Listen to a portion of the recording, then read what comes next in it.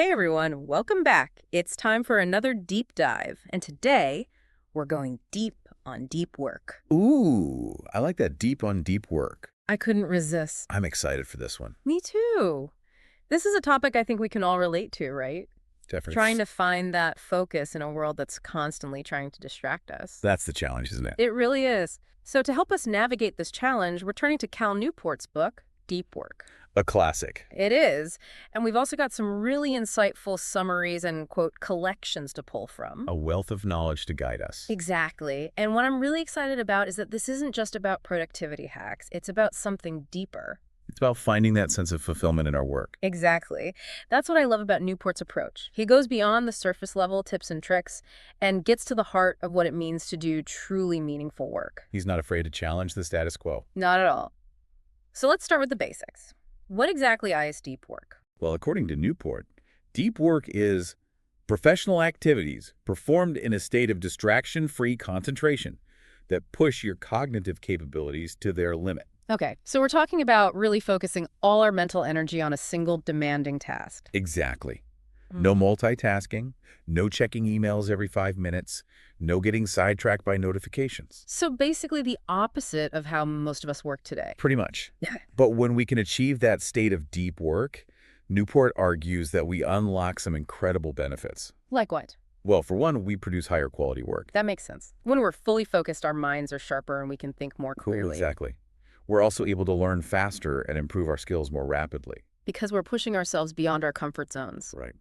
And here's the thing. Deep work is becoming increasingly rare. Oh, I can definitely see that. It feels like everyone's addicted to distraction these days. It's true. And Newport has a term for it. He calls it busyness as a proxy for productivity. Busyness is a proxy for productivity. What does that mean? It means that we've come to confuse activity with achievement. We think that just because we're busy, we're being productive. So it's like that feeling of having a packed schedule but not actually accomplishing anything meaningful. Exactly. We're running around checking things off our to-do list, but we're not making real progress on the things that truly matter. Oh, I'm so guilty of that. I think we all are to some extent. It's so easy to get caught up in that whirlwind of busyness, but it sounds like what Newport is saying is that we need to shift our focus. We need to prioritize depth over breadth. Depth over breadth. I like that. So instead of trying to do a million things at once, we should be focusing on a few things really well. Exactly.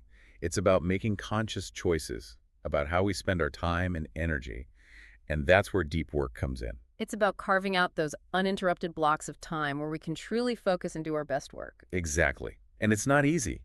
It takes effort and discipline. Especially in a world that's designed to distract us. But the rewards are worth it. When we can master the art of deep work, we unlock a level of productivity and fulfillment that most people only dream of. It's like tapping into a hidden superpower. Exactly. And the best part is that anyone can learn how to do it. It's a skill, not some innate talent. That's good to hear, because I definitely don't feel like a deep work master most of the time. I think that's normal. We all struggle with distraction. It's part of the human condition, right? Exactly. But the key is to be aware of our tendencies and to develop strategies for overcoming them. So it's about recognizing when we're slipping into shallow work mode and making a conscious effort to shift back into deep work. Precisely. And that's what we're going to be exploring in this deep dive. We're going to delve into Newport's strategies for cultivating deep work, and we're going to talk about how we can apply these strategies to our own lives. I'm excited to learn more. But before we dive into the how-tos, let's talk about one of the key reasons why extended periods of focus are so important for deep work, and that's something called attention residue. Attention residue. Oh, this is a fascinating concept. It is. And I think it explains a lot about why we struggle to focus in today's world. So what exactly is attention residue? Well, imagine you're working on a complex coding problem and you suddenly get an email notification. You check the email, and even though it only takes a minute or two, when you try to go back to your coding, a part of your mind is still stuck on that email. Ooh, I know that feeling. It's like you can't fully switch gears. Your attention is divided. And that's attention residue. It's that leftover attention from a previous task that lingers and interferes with our ability to focus on the current task. And the more we task switch, the more attention residue we accumulate. Exactly. And this can have a significant impact on our cognitive performance. Newport actually cites a study where participants were asked to solve word puzzles and then make hiring decisions based on resumes. Interesting. And guess what? Well, The participants who were interrupted while solving the puzzles performed significantly worse on the hiring task. wow. So even a seemingly simple task like solving word puzzles can leave behind attention residue that affects our performance on completely unrelated tasks. Exactly. It's pretty mind-blowing when you think about it. It really highlights the importance of minimizing task switching and creating those uninterrupted blocks of time for deep work. Those extended time blocks allow our brains to truly immerse themselves in the task at hand without the constant drain of attention residue. It's like clearing the mental cache and allowing our cognitive processes to run smoothly. And that's when the magic happens. That's when we enter the flow state and produce our best work. And that's what deep work is all about. So how do we actually create those uninterrupted blocks of time and train our brains for deep work? Well, Newport outlines 4 key rules that can help us transform our work habits. Yeah, I'm all ears. He calls them the rules for deep work, and they can truly lead to extraordinary results. Lay those rules on me. The first rule is, unsurprisingly, work deeply. Work deeply sounds straightforward enough. It does. But this is where the real challenge lies. Deep work requires effort, intentionality, and a conscious shift in mindset. It's about resisting the constant pull of distractions and making a deliberate choice to focus. So it's not just about sitting down at your desk and trying to concentrate harder. No, it's about creating an environment and a mindset that's conducive to deep work. I can see how that would be helpful. It's like setting yourself up for success by designing your environment and your schedule in a way that minimizes distractions and supports deep focus. Exactly. Newport stresses the importance of creating rituals and routines that make deep work easier and more automatic. It's like setting yourself up for success by designing your environment and your schedule in a way that minimizes distractions and supports deep focus. I can see how that would be helpful. It's like creating those mental triggers that signal to your brain that it's time to shift into deep work mode. Precisely. Now, the second rule might sound a bit counterintuitive. Oh, Embrace boredom. embrace boredom. Wait, I thought we were trying to make work more engaging and fulfilling. Boredom sounds like the opposite of that. I know it sounds strange, but think of it this way. The ability to concentrate deeply is like a muscle that needs to be trained. Okay, I can see where you're going with this. If we constantly give in to distractions at the slightest hint of boredom, we're essentially weakening that muscle. So it's about building up our tolerance for boredom, our ability to sit with discomfort and resist the urge to immediately seek out something stimulating. Exactly. It's about training our brains to stay focused even when the task at hand isn't inherently exciting. And I bet that's a skill that's becoming increasingly valuable in today's world. Absolutely. In a world of instant gratification, the ability to delay gratification and embrace boredom is a superpower. It's like the mental equivalent of delayed gratification. We're choosing long-term fulfillment over short-term pleasure. Precisely. And that brings us to the third rule. Quit social media. Ooh, that one's going to be tough. I know, it's a challenge for all of us. But Newport argues that social media is fundamentally incompatible with deep work. How so? Well, think about it. The constant notifications, the fear of missing out, the endless stream of content.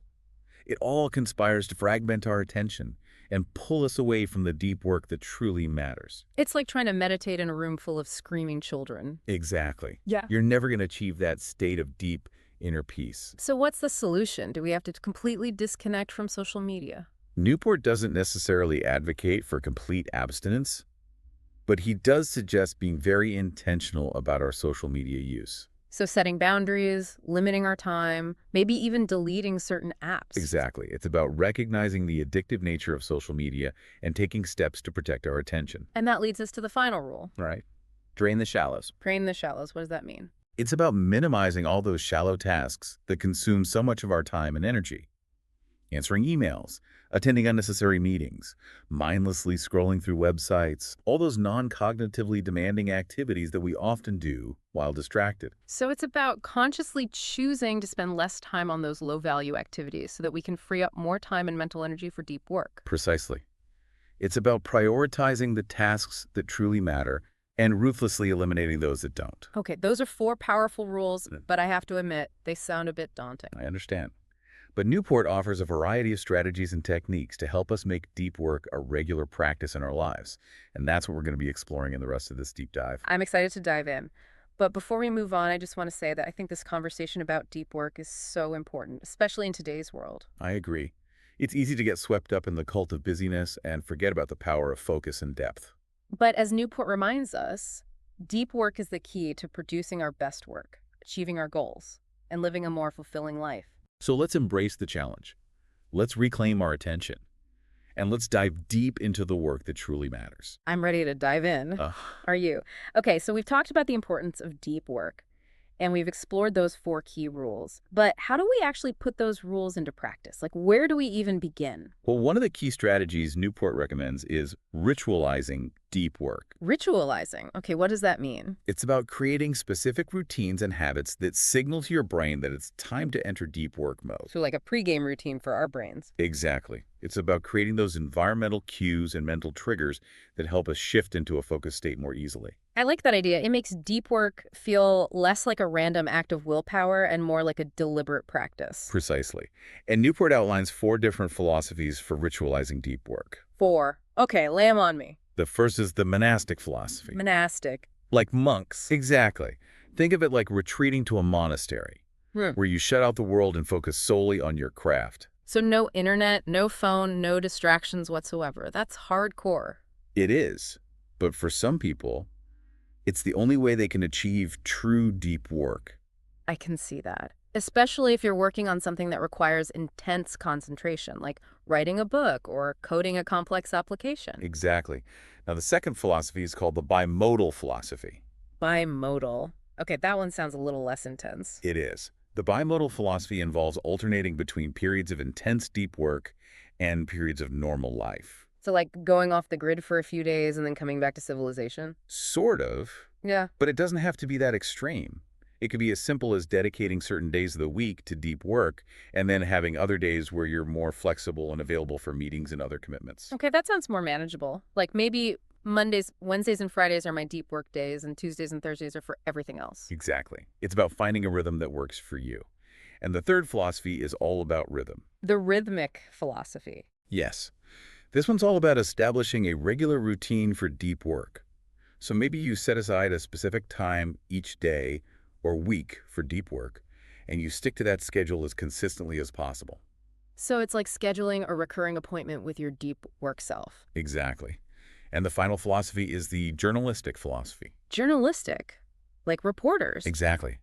Reporters often have to be able to shift into deep work mode at a moment's notice, even in chaotic and unpredictable environments. So this one's for the people who have more flexible schedules or who work in environments where distractions are unavoidable. Precisely. It's about being opportunistic and seizing those pockets of time that open up unexpectedly, even if it's just for 15 or 20 minutes.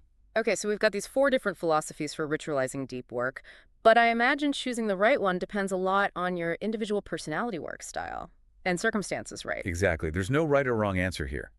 It's about experimenting, trying out different approaches, and seeing what feels most natural and productive for you. So it's about finding that sweet spot where deep work feels both challenging and rewarding. Precisely. Where we can push our cognitive limits without feeling overwhelmed or burnt out. But let's talk about motivation for a moment.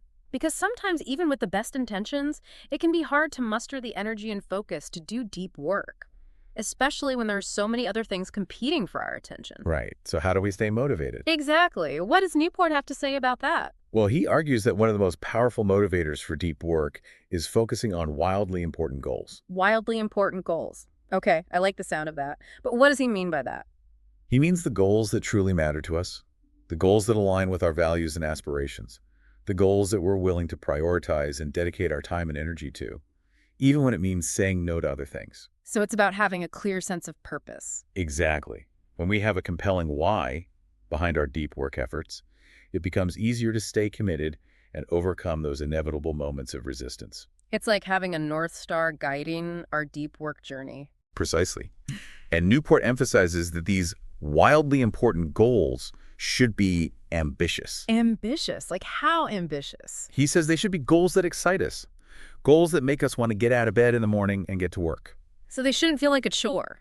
Exactly. It should feel like a challenge, but a challenge that we're eager to embrace. Okay, I'm starting to get the picture. So we need to ritualize deep work. We need to have wildly important goals. But even with all that, sometimes we still hit those inevitable slumps in motivation and focus. That's true. We're human. Exactly. So Yeah. what do we do when our deep work mojo starts to wane? Well, this is where Newport offers one of his most surprising and counterintuitive insights. Oh, I love his counterintuitive insight. This one might be his most counterintuitive yet. Okay, I'm intrigued. Tell me more. Downtime. Downtime. Wait, I thought we were supposed to be maximizing our productivity, working intensely. How can downtime possibly be productive? I know it sounds paradoxical, Yeah. but Newport makes a compelling case for why downtime is essential for deep work. Okay, I'm listening. He argues that our brains need time to recharge and process information. Makes sense. We can't run at full speed all the time. Exactly. And these periods of rest and relaxation actually enhance our cognitive abilities. So it's like allowing our brains to catch their breath, integrate new insights, Yeah. and come back even stronger and more focused. Precisely. It's like the old saying, all work and no play makes Jack a dull boy. We need that balance, that interplay between effort and rest. Exactly. And Newport offers 3 key reasons why systematic idleness is so beneficial for deep work. Systematic idleness. That sounds like an oxymoron. I know. It's a powerful concept. The first reason is that downtime aids insights. Insights, like those aha moments. Exactly. Sometimes the best way to solve a problem or come up with a creative solution is to step away from it for a while and let our unconscious mind work its magic. So it's like those breakthroughs that happen when you're taking a shower or going for a walk. Precisely. Your conscious mind is relaxed, and your subconscious mind is free to make those unexpected connections. And the second reason, The second reason is that downtime helps recharge the energy needed to work deeply. because deep work is mentally demanding. Exactly. It takes a lot of energy to focus intensely for extended periods of time, and if we're not careful, we can burn out. So downtime is like refilling our mental gas tank. Precisely. Yeah. And the third reason is that the work that downtime replaces is usually not that important. Oh, that's so true. We often fill our days with busy work that doesn't really move the needle. Exactly. So by incorporating downtime into our schedule, we're essentially giving ourselves permission to let go of those less important tasks and focus on the ones that truly matter. Okay, I'm starting to see the light. Downtime isn't just about relaxing. It's about being more strategic with our time and energy. Exactly. And Newport recommends a specific ritual for implementing downtime. A ritual. Tell me more. He calls it the shutdown ritual. The shutdown ritual. Okay, that sounds intriguing. It's a simple but powerful practice where you consciously decide to stop working at a certain time each day and disconnect from all work-related thoughts and activities. So it's like drawing a clear line in the sand between work time and personal time. Exactly. And it helps to have a specific set of actions that signal the end of your workday. Like what? It could be as simple as closing your laptop, turning off your phone notifications, reviewing your to-do list for any loose ends, or anything else that helps you mentally disconnect from work. I like that. It's like creating a mental ritual that helps us transition from work mode to relaxation mode. Precisely.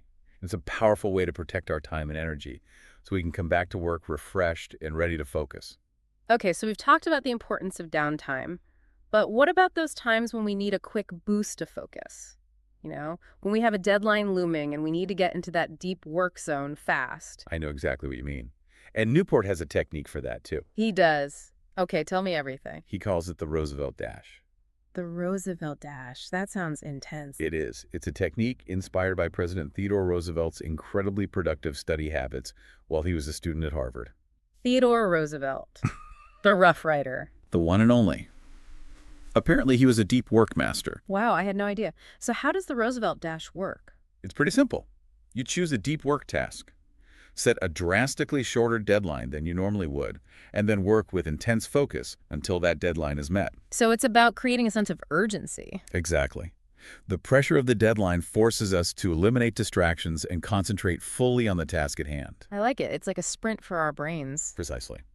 And it can be a great way to break through procrastination and achieve a state of flow. Okay, we've covered a lot of ground in this deep dive. We've explored the definition and importance of deep work, debunked the myth of busyness as productivity, delved into the 4 rules for deep work, discovered the power of ritualizing deep work, learned the importance of downtime, and even explored a technique for achieving deep work sprints. We have. It's been a deep dive indeed. It has, but I think the most important question is, how can we apply these insights to our own lives? That's the million-dollar question, isn't it? It is. But I think the answer is different for everyone. There's no one-size-fits-all approach to deep work. Exactly. It's about finding what works best for you, Yeah. your work style, and your lifestyle. So it's about experimenting, being willing to try new things, and seeing what sticks. Precisely. And it's about being patient. Deep work is a skill, and like any skill, it takes time and practice to develop. But the rewards are worth it, right? Absolutely. When we can master the art of deep work, we unlock a level of productivity, creativity, and fulfillment that most people only dream of. It's inspiring to think about all the amazing things we could accomplish if we could just harness the power of deep work. It really is. And Newport makes a compelling case for why this is a journey worth taking, even though he's honest about the challenges. Right, like when he says, the deep life, of course, is not for everybody. It requires hard work and drastic changes to your habits. It's not exactly a walk in the park, is it? He doesn't sugarcoat it. He's upfront about the commitment involved. But I think that's what makes his message so powerful. He's not promising some quick fix or magic bullet. He's acknowledging that deep work requires effort and intentionality. And I think a lot of people are drawn to that authenticity. We're tired of the shallow promises and quick fixes. We're yearning for something more substantial. Exactly. And deep work offers that depth, that sense of meaning and purpose that's often missing in our hyper-connected world. It's about reclaiming our attention and directing it towards the things that truly matter. And that can be a radical act in a world that's constantly vying for our attention. I love that phrase, a radical act.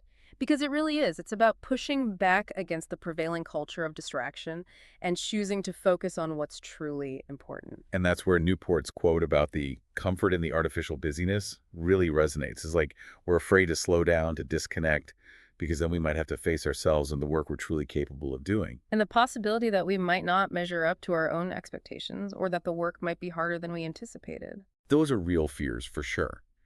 But deep work is about embracing those challenges, about pushing ourselves beyond our comfort zones and striving for excellence even when it's difficult. It's about choosing depth over breadth, about focusing on a few things really well instead of trying to do everything at once. Exactly.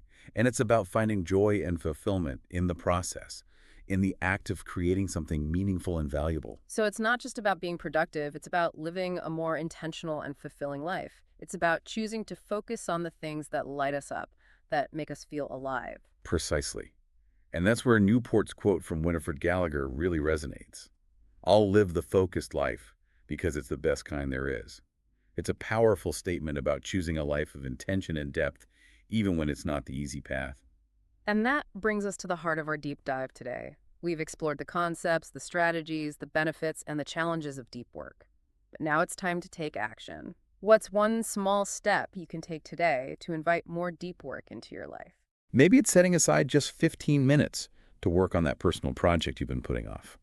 Or maybe it's identifying one wildly important goal that truly motivates you and committing to dedicating a small block of time to it each day. Or maybe it's simply choosing to disconnect from social media for an hour each evening to create some mental space. I love those suggestions. Small steps, big potential. Because ultimately, deep work is not about grand gestures or overnight transformations. It's about those small, consistent choices we make each day to prioritize focus and depth over distraction and shallowness. So what will your choice be? We'd love to hear about your deep work journey. Share your insights, your struggles, and your triumphs with us on social media. And until next time, keep diving deep.